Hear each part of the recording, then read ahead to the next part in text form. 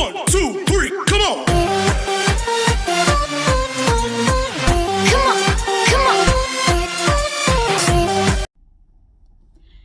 Hello guys, this is Joanna Chikadora and welcome again to my channel.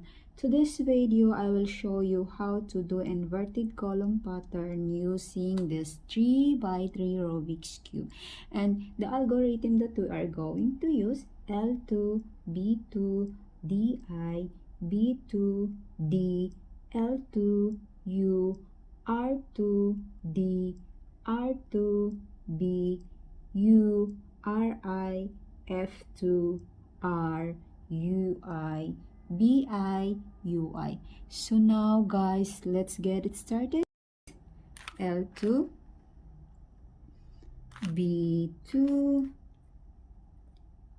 DI, B2, D, L2, U, R2,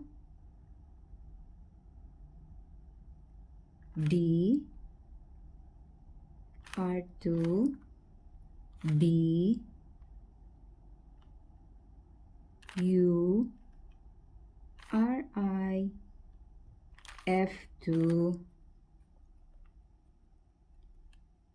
R, UI, BI, UI.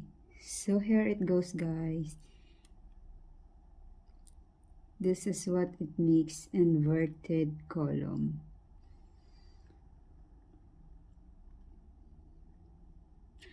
And to undo this pattern, we need as usual the same algorithm.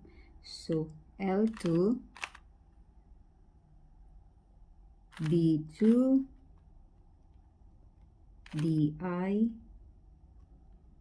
B2,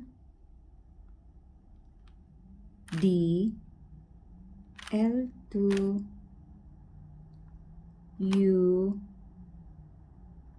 R2, D, R2, B, U, RI, F2, R, UI, BI, UI. So here it goes guys. Back to the solve the Rubik's Cube. So hope it helps guys and hope you enjoy.